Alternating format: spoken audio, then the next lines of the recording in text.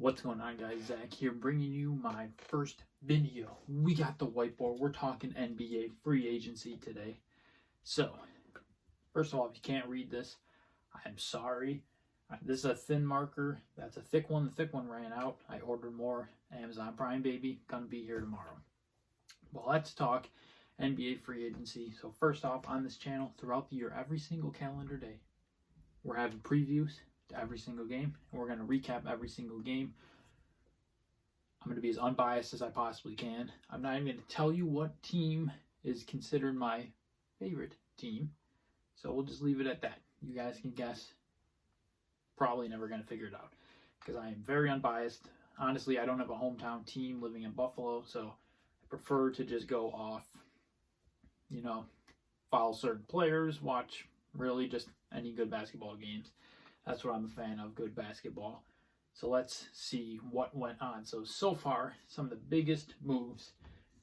Start off with the New Orleans Pelicans. Brandon Ingram signed an extension. Yes, he did. 5 years, $158 million max deal. Congratulations to Brandon Ingram. He has very, very greatly improved his game the past couple of years. Ever since he's left Los Angeles, he played very well in New Orleans. He deserved it. He's the best player on that team currently. He's a guy that they can build around.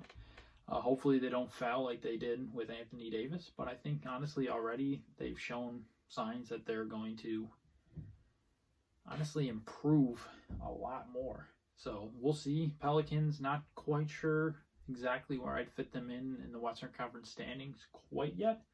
But stay tuned because I'm going to rank all the teams 1 through 30. Coming up here in the next couple days. It's next Toronto Raptors. But up next, Toronto Raptors. Rough off season so far. Fred VanVleet, though, is coming back on a 4-year, $85 million deal. They absolutely could not lose Fred VanVleet. Thing with the Raptors are they're a team that they're desperately trying to hold on to the championship team of just 2 years ago, but it's not going well at all. I mean, obviously, Kawhi left after a year. Saul's gone. Ibaka's gone. It's just, I see the Raptors taking a pretty big step backwards next year. Let me know what you guys think. I don't see them being nearly as good as they have been the past couple of years.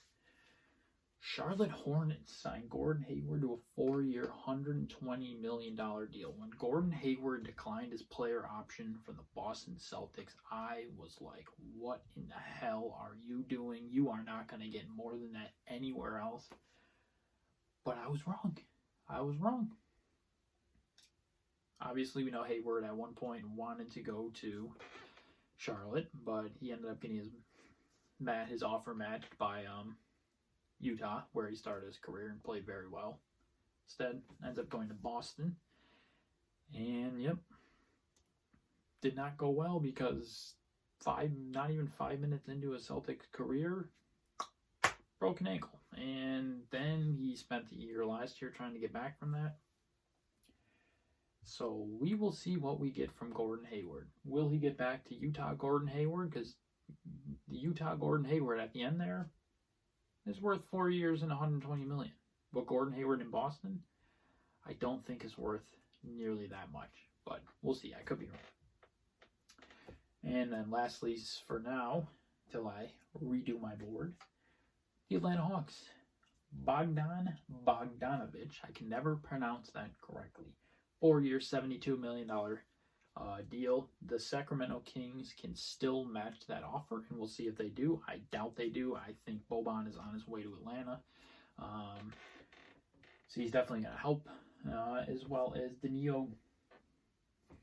I always pronounce his name wrong. Whatever. Danilo Gallinari. 3-year, $61.5 million. He is leaving the Oklahoma City Thunder. He had a decent year last year. But we knew OKC wasn't going to really re-sign him, especially at that price. They're rebuilding, so let him go to Atlanta. So Atlanta improving. I'm still very worried about Atlanta's defense. Offense, I'm not worried at all because they're going to put up a huge number of points just like they did last year. But again, they need defense, or else that's not going to matter because it's not going to translate to wins. So let me change the board, and I will see you in a minute. Board is changed. Again, we'll go over this stuff. Obviously, there's a lot more free agent signings. We're not going to get into every single one. And then come back in a few days, you will see my video ranking every team 1 through 30 preseason, post free agency, post draft. So, starting off with the Rockets, they're taking Christian Wood from the Pistons. I was very surprised Detroit didn't want him back, and I think a lot of Pistons fans were too. He's going to Houston on a 3-year, $41 million deal, so good for him.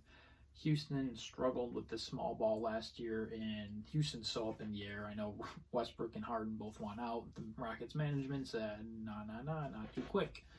So we'll see what happens there. They also signed DeMarcus Cousins, again, signed some size for a 1 year. I think it was a 1 year. It might have been a 2-year deal, but I'm not 100% sure on the dollar amount. So, but let's see what Cousins can do. Hopefully he comes back from injury, plays well. I don't think he'll get to the level he was at pre-injury when he was in New Orleans. But we'll see. I could be wrong. Nets re-signed Joe Harris, 4-year, $75 million deal. Good for him. Nets obviously going to be much improved this year with KD and Kyrie. So again, keeping Joe Harris is a good move. Miami Heat, Goran Dragic. 2-year, $37.4 million deal. Big deal for him. He was a big part of that success in Miami. Obviously, him banged up in the finals did not help them at all. So that's a good re-signing. And Avery Bradley coming over from the Lakers at 2 years, $11.6 million. So, low risk. He's not going to be this elite MVP all-star caliber player, but he's a good piece to add to the bench there. Then the big bad, the dark empire, the Lakers. They are essentially forming a super team right now. Starts off with Montrezl Harrell, 2-year, $19 million, leaving the Clippers to go to the Lakers. Oh, I can't believe it. It shocked me. 6-year, 6 man of the year, going to the team that just won the championship. Whatever. I'm not trying to be biased. Not a huge Lakers fan. I will not deny that, but I will be unbiased. Marc Gasol leaving Toronto, 2-year, $5.3 million deal. He's getting up there in age. 2-year deal. Great. Add some size. I think JaVale McGee was better. But Marc Gasol, veteran, has some experience in the playoffs. KCP, 3-year, $40 million. All I've heard from the past year and a half is Lakers fans complaining that KCP is getting paid too much money as a decent playoff, and now he's getting paid more money. So I can't wait to listen to them cry about that. Sorry. Cry. Not being biased. And then Wesley Matthews leaving the Bucks for a 1-year, $6.3 million deal. Obviously, who knows?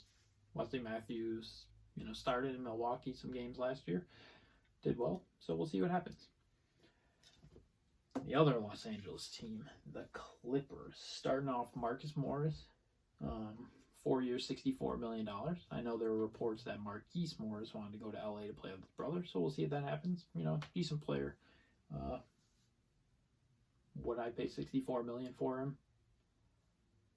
I don't think so. I think that's a little bit of an overpay. Whoops. But I'm not a GM.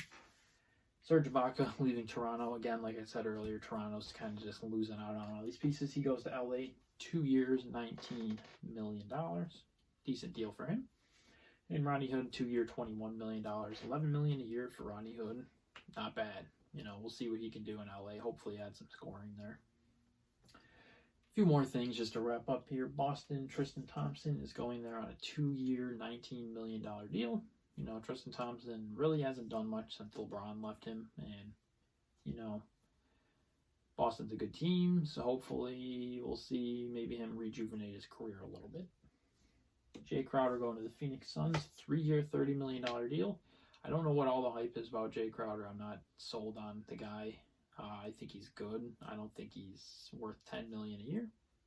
But again, I'm not a GM, so we'll see what happens. And then, last but not least, we'll talk about the Utah Jazz here. Derek Favors, 3 years, $27 million, and Jordan Clarkson, 4 years, $52 million. So a lot of stuff went down in free agency this year. I'm interested to know what you guys think about all this. Leave it in the comments below. And yeah, I'm very interested. Let's see how this NBA season plays out. So like I said, stay tuned. Next video you will see is me ranking every team 1 through 30.